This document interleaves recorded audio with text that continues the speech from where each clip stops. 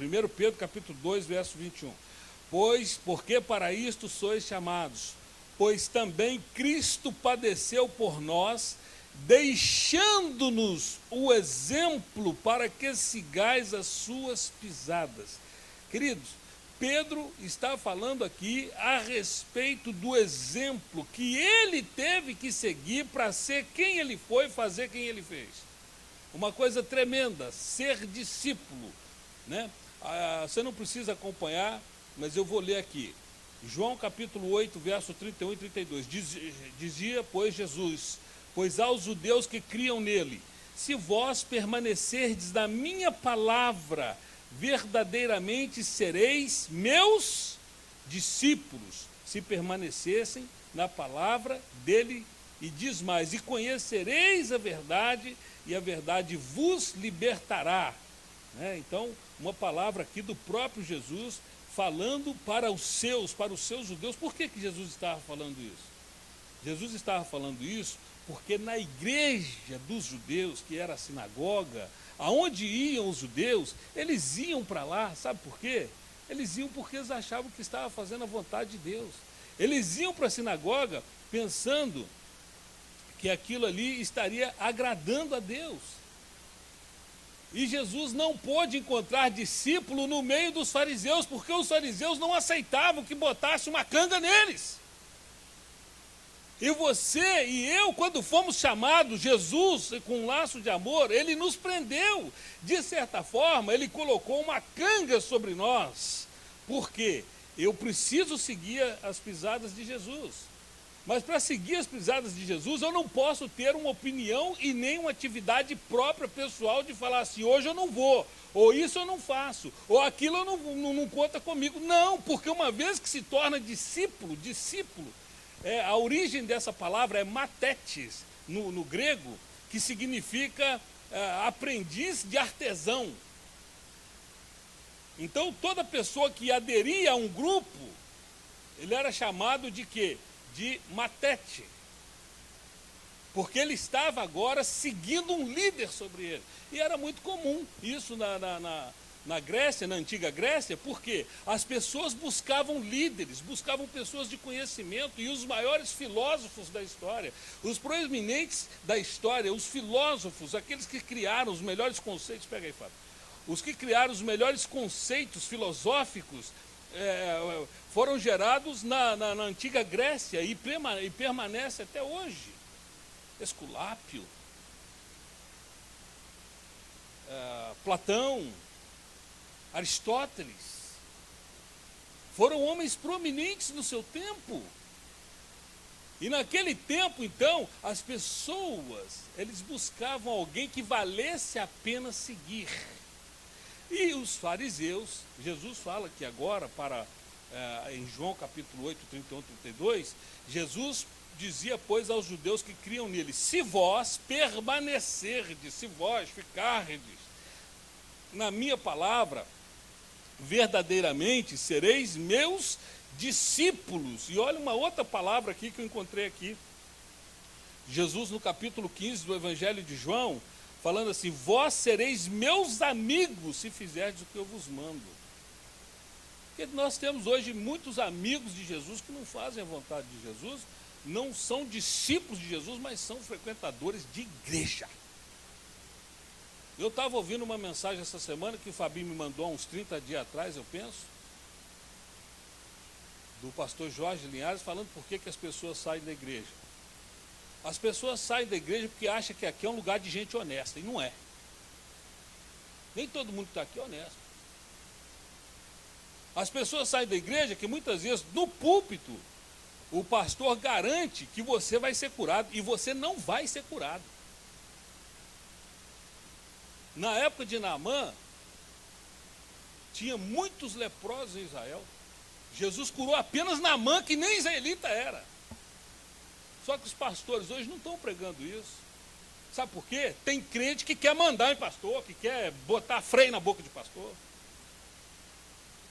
que quer corrigir. Eu vi uma mensagem essa semana de uma negona americana Ela passando a mão na cara do povo da igreja, tudinho assim, falando, vem cá, quem diz que Deus te constituiu juiz do seu pastor? Deus morreu? Então, o que nós estamos vendo aqui é Jesus falando, com todo amor. Ele diz assim, olha, vós sereis meus amigos se fizerdes o que eu vos mando. E nós estamos falando hoje sobre discipulado. Discipulado, meu irmão, é você deixar o seu caminho, é você deixar o seu barquinho, é você deixar a sua coletoria, como tinha lá Mateus. Deixou, foi chamado, segue-me, segue-me, segue-me. Igreja não é clube social, igreja é lugar de aprendizado, e não se entra no céu de qualquer maneira. E nós estamos aqui para aprender sobre isso. Então, nós já falamos que a definição da palavra hematete, cujo significado é um que aprende do outro, era usado no mundo secular para aprendiz de artesão. O discípulo não era somente aluno, mas era também um seguidor, alguém que havia aderido, por isso se falava deles como imitadores dos seus mestres. Eu acho interessante que tem uma igreja lá no Brasil, por nome de Deus é Amor, que na época lá da minha avó, uns 20 anos, 30 anos atrás, quando ela se converteu, todos os pregadores que iam para o rádio, eles falavam igual o líder deles. Eles faziam questão de seguir em tudo. E eu achei interessante que lá eles tinham um negócio lá, eu achei isso aí, isso me chamou a atenção, porque na época tinha um negócio de costurar-se o rachado da saia. As irmãs usavam a saia, então era uma luta, porque quando tinha que subir no ônibus, elas levantavam a perna assim, para subir isso do banquinho, assim, só porque a saia não tinha o rachado atrás, que o rachado é que dá para dar o passo, né? Então as irmãs tinham uma luta para subir, que ela subia assim, depois subia assim. Aí os homens também, como era doutrina, isso é doutrina de homens, viu gente? Isso é doutrina de homens. Mas aí os irmãos também que só podiam andar de paletó, estou falando para desmerecer não, estou falando aqui um exemplo de uma coisa boa, que eles seguiam lá o que era orientado. Aí os homens tudo falaram assim, não, nós não podemos ficar para trás não. Se as mulheres estão costurando o vestido, nós vamos costurar o paletó. Então o paletó vinha com um rachado aqui atrás. Todo mundo foi lá e costurou o paletó. Por que isso? Porque eles estavam seguindo a orientação no coração deles, que era seguir o líder. Por que que nós produzimos pouco? Jesus, quando chamou 12, ele chamou 12 para respirar sobre eles e para ser uma inspiração sobre eles, para mostrar como é que eles deveriam agir nos momentos da dificuldade. Ok, então todo cristão, você que foi chamado, você que veio, você foi chamado para ser um discípulo de Jesus. Isso significa que você vai seguir Jesus e vai pisar as pisadas de Jesus, sofrer as afrontas que Jesus sofreu. Você não vai para a cruz igual Jesus foi literalmente não, mas cada dia você vai ter que morrer quando alguém resolver botar um cravo na sua mão. E não adianta espernear não, porque aí não é discípulo. Judas pulou fora. Judas pulou fora. De maneira que um cristão é uma pessoa que está determinada. Gente, nós não estamos indo para o mall, nós não estamos indo para Orlando, não estamos indo para Las Vegas, nós não estamos indo para Paris, nós estamos indo para o céu. Nós estamos indo para o céu. E para o céu não vai de qualquer maneira, cheio de vontade, cheio de capricho, não vai. Então nós somos alguém que estamos determinados a seguir a Jesus com desejo de aprender dele e seguir o seu exemplo. Aí eu separei aqui 5 princípios básicos na vida de um discípulo. Primeiro deles,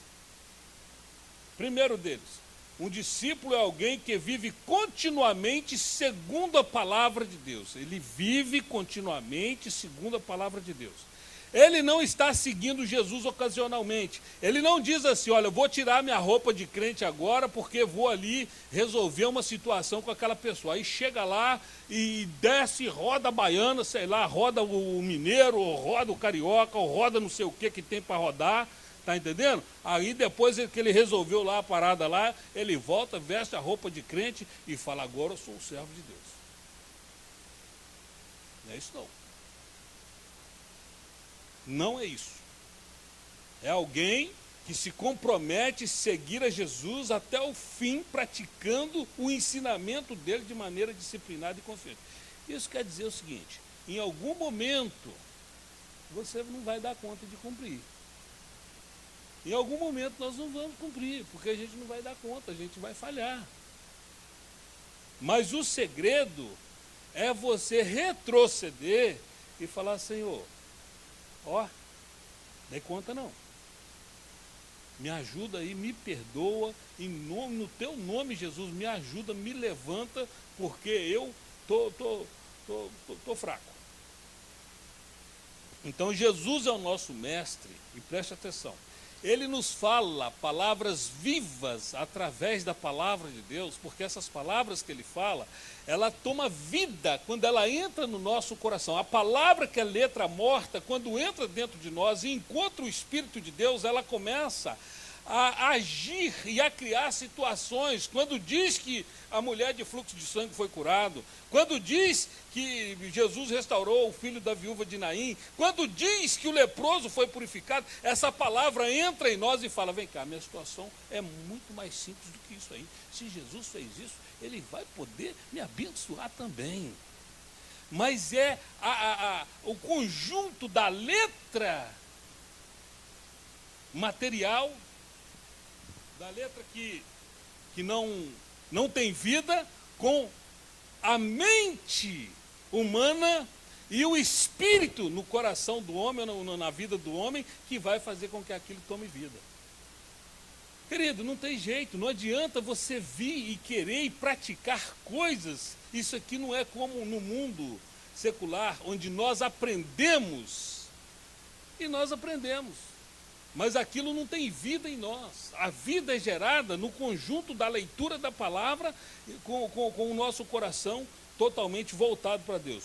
Devemos colocar em prática o que ha sido revelado através da palavra, porque ela é o firme fundamento. Se alguém virar para mim e falar assim, qual a sua esperança da sua salvação? Por que você crê? Porque a palavra está escrito que todo aquele que é nascido de Deus vence o mundo e vai para o céu. É a palavra que me garante. Ah, mas eu não acredito. Mas eu acredito. Eu acredito. Eu creio. Então, o nosso discipulado vai ser frutífero a partir do momento que nós tivermos este fundamento. Fundamento. Então, Jesus separou 12 e falou, ó, sai da coletoria, deixa seus barcos aí e vem e segue-me. E eles não foram seguir lá para poder ficar chamando a atenção e corrigindo Jesus, não. Eles foram lá para poder aprender de Jesus, porque eles entenderam que Jesus era o Messias que haveria de vir, coisas que os fariseus e nem os chefes da sinagoga conseguiram entender. Os chefes da sinagoga e os fariseus, eles não seguiram a Jesus, porque eles não aceitaram a canga, eles não aceitaram o compromisso, o peso que a cruz impõe. Deixa eu te dizer, querido, a cruz impõe. Eu vou falar como pastor aqui. Vou falar como pastor e vou falar como homem. Vou falar como pastor e vou falar como homem. Tem dia que o meu desejo, tinha um irmão que virou aí e falou que dá vontade de tirar sapato e sair correndo aqui dentro de alegria. Eu dá vontade de sair correndo e parar lá na Flórida e nem olhar para trás. Tem dia que eu tô triste. Tem dia que eu estou abalado. Tem dia que eu estou assim, eu falo, não quero nem saber. Eu estou cansado. Mas Deus mandou fazer isso? Não, não mandou. Então eu tenho que passar a minha crise, eu tenho que sentar debaixo da boboreira e até esperar que o sol passe e Deus restaurar minhas energias, aí eu volto e vou lá. Vou lá e vou resolver. Continuar. Falando aqui como homem. Segundo ponto, segundo dos princípios que eu estabeleci, que eu coloquei aqui. Um discípulo é alguém que confia sua vida plenamente aos cuidados do Senhor. Nós entregamos plenamente a nossa vida ao Senhor. Então a confiança deve ser total, de que Ele não vai me abandonar em momento algum. O Senhor, uma vez que eu confiei nele, Ele não vai falhar comigo. Essa é a confiança que nós temos, porque é interesse do nosso Deus que nós sejamos abençoados, porque nós somos cartas vivas, nós somos a propaganda de Deus, nós somos o próprio Deus andando na terra através das nossas vidas, e as pessoas só poderão conhecer o céu, não é através de Jesus, mas é através de mim, que carrego Jesus. Através dos meus lábios que professam Jesus. Através das minhas atitudes que fazem as atitudes de Jesus. Entregar a própria vida, como Jesus entregou, é o que nós devemos fazer. Agora, deixa eu não fazer confusão aqui.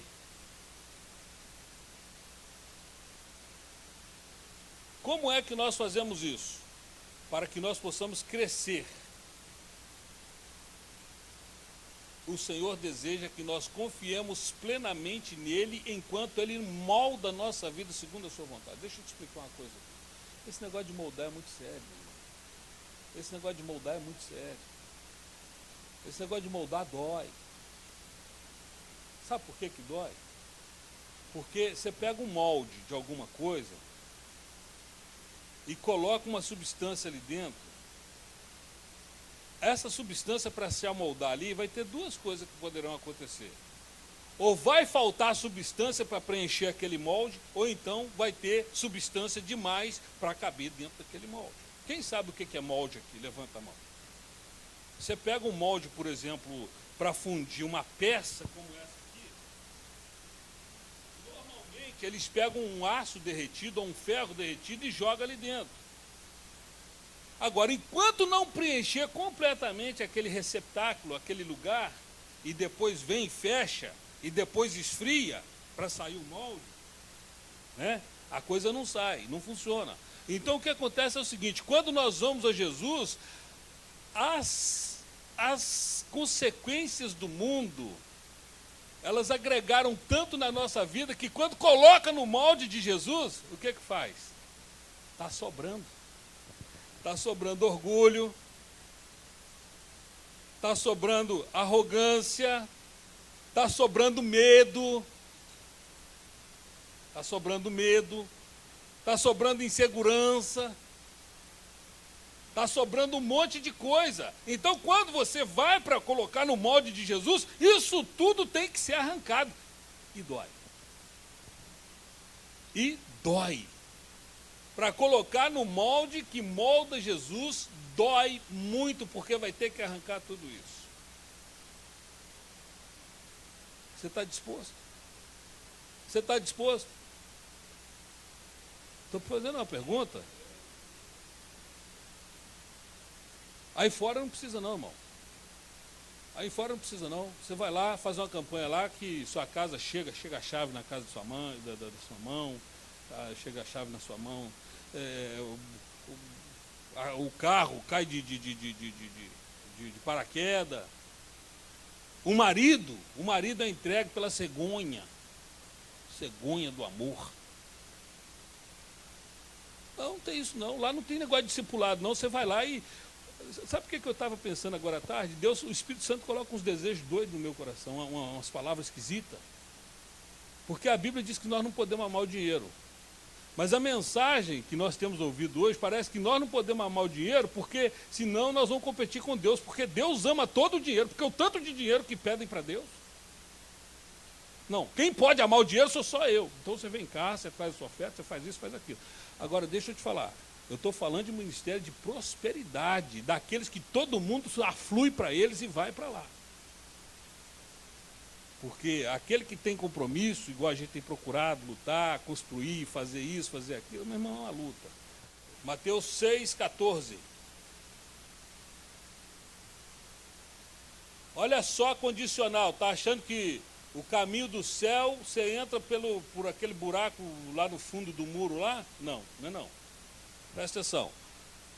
Diz assim a palavra de Deus, Mateus 6,14. Porque se perdoardes aos homens as suas ofensas, também vosso Pai Celestial vos perdoará a vós. Meu irmão, dureza.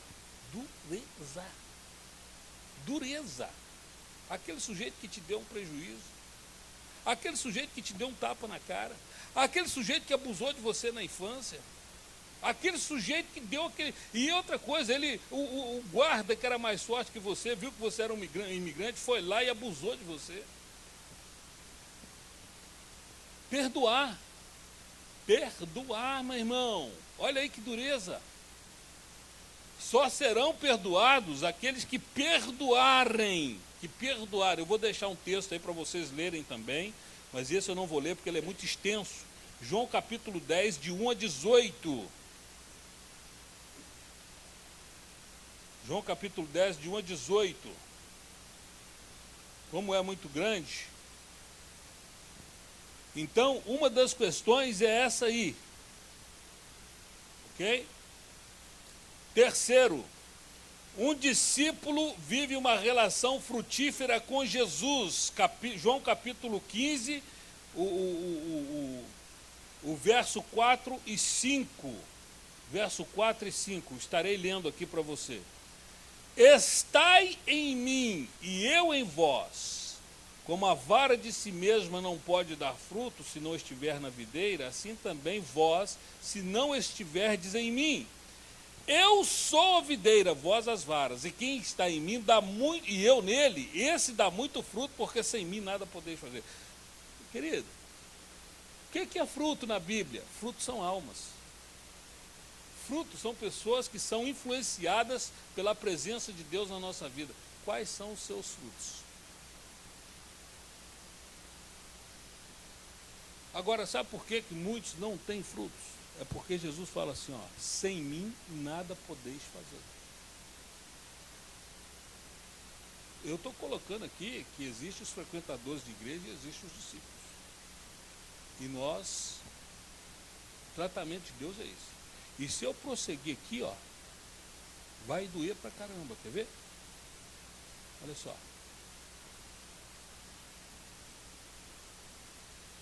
O verso 2 diz assim, toda vara que em mim não der fruto, ele atira e limpa toda aquela que dá fruto para que dê mais fruto. Você sabe o que está dizendo aqui? O Senhor está dizendo que quando a videira não dá fruto, ele corta e lança fora, mas a que dá fruto, ele poda para poder fortalecer o caule e a seiva subir até os ramos que ficarem. De todo jeito dói, de todo jeito sofre. Ou sofre para ir para ser queimado, ser lançado fora no inferno, ou sofre para dar mais fruto. E você só vai produzir a partir do momento que Deus permitir que você passe algumas lutas que vão te aprimorar, porque essa é a forma de amoldagem de Deus. Deus amolda assim, meu irmão, eu tenho essa marca. Eu creio que você também teve situações na sua vida que você passou num deserto, que nem pai, mãe, vizinho, parente, ninguém pode te ajudar, foi você e seu travesseiro. Teve assim ou não teve? Ou não teve? Você nunca passou por isso, não? Quem já passou por aquela situação de aflição assim, de falar assim, é eu e Deus. É eu e Deus. E você falava, eu vou morrer hoje. E você gemia. Ó, vou falar uma outra coisa aqui. Eu corri muito do tratamento de Deus, porque quando o tratamento de Deus chegava, eu falava, eu não vou passar por isso. Aí eu vazava, saía fora. Voltava lá para o fim da fila. Eu atingi o mesmo estágio mais de 10 vezes, se você quer saber. É como se eu tivesse repetido o 5º ano 10 vezes. Tem gente que chega na hora da prova e dá vontade de refugar. Sabe o que é isso? É negar o discipulado. Aí o sujeito vai para outra igreja para poder achar uma pregação mais branda, vai para o outro pastor lá para achar um negócio assim mais suave, mas só que não resolve, o coração continua inquieto. Por quê? Deus começou o tratamento lá e queria continuar lá. E lá você ia progredir, Ele ia te promover, você ia vencer aquela etapa que você nunca passou.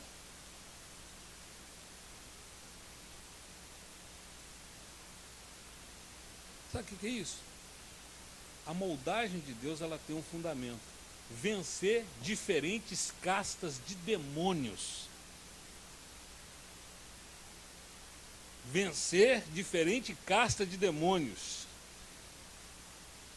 Eu estava lembrando hoje, conversando com uma pessoa, de famílias de 6 pessoas, um casado. Na outra família, um não bebe, o resto tudo encharca. Na outra família, um casado, o resto tudo separado. Casos de traição na família assim. Diferente casta de demônio, meu irmão. Aí Deus te traz. Aí a pessoa senta lá embaixo e quer conduzir o culto. Vem cá, meu irmão, você está aí para aprender. O seu tempo vai chegar. Você não pensa que você vai sair do barco e querer ensinar Jesus. Não, Jesus, tem dó de si mesmo. O senhor não vai morrer desse negócio, não. Sai para lá, Satanás. Chamou Pedro de Satanás. Você imagina um pastor chamando alguém de diabo aqui, eles dão um su nele, manda prender, fala, deporta, que isso não presta. Esse pastor aí não é gente boa, não. E Jesus chamou Pedro de diabo.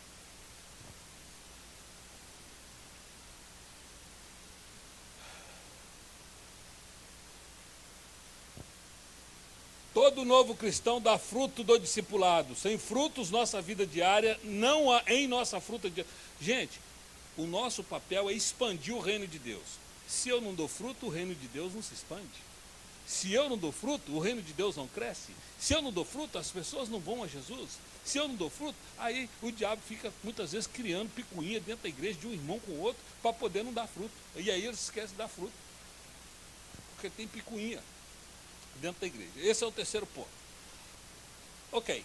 O quarto ponto que eu coloquei: um discípulo é alguém comprometido com amor incondicional e de sacrifício por outros. Amor incondicional é aquele amor que o sujeito não merece o seu amor. O cara não merece. Eu vou te falar, eu tenho uma situação que eu já vivi e convivo com elas até hoje. Você sabe que é a mesma coisa, o diabo é um sujeito sujo.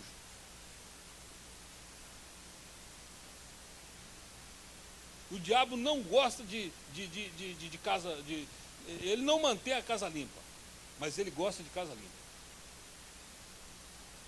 Quando Deus entra na vida de um homem e tira um demônio lá da vida dele, o diabo sai e anda por lugares áridos e faz o quê? Tenta voltar para trás. Encontra a casa adornada e entra. Tem muitos, deixa eu trocar esse miúdo aqui, que querem os benefícios de Deus, mas não querem o sacrifício de ter que varrer a casa e arrancar o mato. Mas eles querem estar lá no gostoso de Deus, na proteção de Deus, na graça de Deus, na saúde de Deus, na bênção de Deus, na prosperidade de Deus, mas não quer ter o trabalho de fazer nada. Eu não vou trocar esse miúdo não, que significaria dizer o seguinte: vem para a igreja, gosta de tudo muito bonito, faço parte desse negócio, mas não conta comigo não na hora de pagar a conta, porque eu estou fora. Nós temos alguns valentes aí, o resto, se for olhar, parece que está tudo em necessidade. Glória a Deus. O senhor conhece. João capítulo 13. João capítulo 13, verso 34.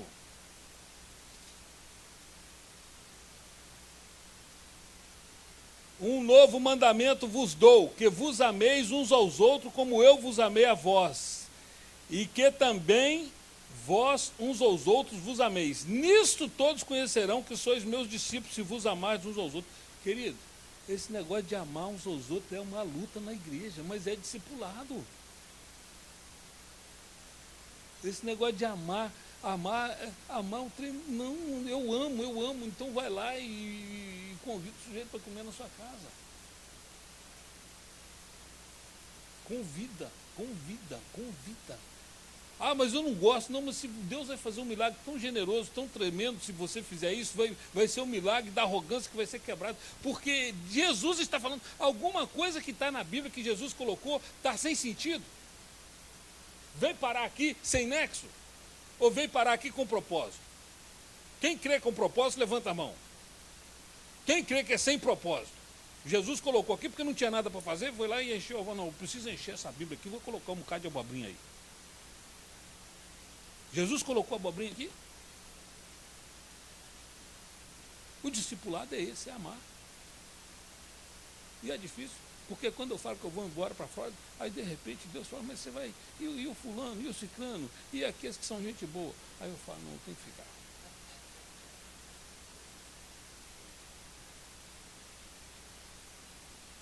Porque a gente vem, a gente lê. Irmãos, você vê um monte de menino que eu já carreguei nessa igreja aqui na hora que nasceu? Você já vê um monte de aperto que esse pessoal já passou, que eu fui lá, eu tive junto com eles lá na hora do aperto.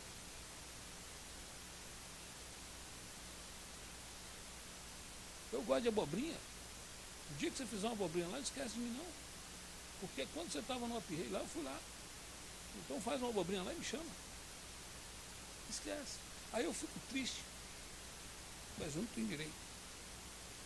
Bom, não precisa ser com carne, mas tá bom. Isso é para não pesar. É para mostrar que eu como é que fala? É com qualquer coisa, como é que é? Eu me contento, obrigado. Eu me contento com pouca coisa. Mas se vier mais também o churrascão suculento, nós pula dentro. Amém? Glória a Deus, aleluia. Ok, isto não é simplesmente o amor humano. Nós estamos amando as pessoas com amor humano. E o amor humano ele age na base da troca. Se a irmã dormir comigo, eu vou beijar ela. Ou então, se o sujeito me der isso, eu vou dar aquilo para ele. E o amor de Deus não é assim. E é esse amor que prevalece na hora de converter alguém. É o amor que você foi lá, fez algo para uma pessoa que ela não merece. Você sabe que ela não merece. Eu tenho que andar rápido aqui, porque falta só 5 minutos. Agora eu botei um relógio ali. Você já viu o relógio bonito que eu coloquei ali? Dei de oferta para a igreja, está lá. Para me corrigir.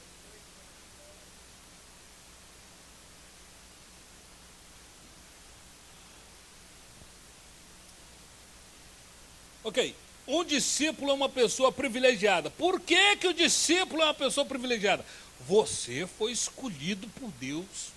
Deus foi lá, escolheu você e falou, vem cá que eu vou trabalhar na sua vida. Na hora que Deus escolhe, gente, eu acho até legal, porque quando Deus escolhe, a pessoa, opa, foi escolhido, e vem, e pula no outro, e faz aquela, né? Foi escolhido. Nossa, estou escolhido, eu entro no céu agora, Jesus me salvou, que maravilha, faz igual o sujeito da motoca, dá um pulo na gente e vai ficar uma alegria. Então é assim, eu fui escolhido, agora eu vou para o céu, não vou para o inferno mais. Aí quando vem a segunda parte, fala, hoje foi igual quando eu entrei na aeronáutica, bonito, bacana. Chegou lá, cortou o cabelo aqui assim, jogou para fora, cortou o cabelo, aí depois já foi dar lá, fomos lá, pegamos lá 3 mudas de roupa, que era o uniforme, tinha o uniforme de gala, que era você sair para ir para casa, tinha mais 2 uniformes para você fazer treinamento e serviço, e tinha mais um pano feio, parecia uma lona, calção, tinha o tal do mijão que você vestia para dormir, e mais não sei o que, e tal. Aí, bacana, todo mundo ali, nossa, ganhei aqui um bate-boot aqui, um borzeguinho, que era para a gente ficar interno, e bacana. Aí, quando foi no segundo dia, que o negócio começou a arrochar. 5:30 da manhã. 200 homens dentro do galpão, do alojamento. Aí chega um sujeito lá e fala, e toca lá uma corneta, que sei lá que miséria que é aquela. 5 horas, 5h30 da manhã. Aí o pessoal assusta assim, acha que o mundo está desabando. Não, o dia começa agora. Levantar. Aí vai todo mundo para o banheiro, meio sonolento e tal, e tinha que arrumar a cama, deixar arrumadinho, deixar tudo, vestir rapidinho, e 6 horas você tinha que estar lá em frente à bandeira, todo bonitão, de forma com o cinto todo lustradinho, e para prestar continência à bandeira. 6 horas. Depois você ia tomar café. De 6 às 7 você tomava o café. Fazia sua higiene, enfim. Depois disso aí o pau quebrava. Aí você ia marchar, aí você ia rolar na terra, aí você ia pegar a arma, ia desmontar a arma, aí você ia fazer um monte de coisa, e tem outra. Mandava, tinha que fazer na hora. Não tem esse negócio, mas sargento, minha mãe diz que eu sou alérgico. Sua mãe nada, sua mãe não entra aqui não, aqui quem manda sou eu. Os homens fazem assim. Se teve alguém que serviu aqui, tem ali o meu filho que é militar, o outro ali, o Caldeira também serviu. Tem mais alguém que serviu aí? Era isso, meu irmão. Desse jeito, tinha que enquadrar. E tem outro, quem não enquadrava não sabe o que fazer? Cana. Tinha uma cadeia lá dentro? Tinha cadeia lá dentro. Ficava o final de semana, ó, presão. Aí desobedeceu o sargento. Tinha uma que é mais leve, você só não podia ir para casa. Aí você ficava lá mesmo. Aí o que tinha lá para fazer? Ver televisão e jogar sinuca. Mais nada, porque dinheiro não tinha para nada e também não tinha nada para comprar.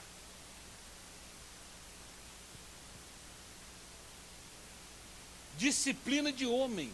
Enquadrar. Agora nós estamos, eu vou para o céu. Aí chega na hora do treinamento, aí fica tudo aí, ó. Não, essa parte aqui, essa parte eu não gosto não. Eu gosto da outra. Discipulado, meu irmão. Discipulado. Falar nisso, vai ter alguém aí que quer que eu imprima o livrinho para ele? Não. Se não tiver, pode imprimir para você? Só um. Vou imprimir só um então. 1, 2, 3, 4. Vou imprimir 4, 5, 6. Vou imprimir 6, 7. Vou imprimir 7. Vou imprimir 8. Vou imprimir 8, ok. Vou imprimir 8 livrinhos. 9. Vou imprimir hoje, tá? Vou imprimir hoje. Você aguenta 5 minutos. Ok. Um discípulo é uma pessoa privilegiada, escolhido por Deus. Efésios 1:4. Só que é o seguinte, são 9 horas, eu não vou passar. Entendeu? Então nós vamos continuar isso aqui na semana que vem. Amém? Glória a Deus. Então vamos ficar de pé.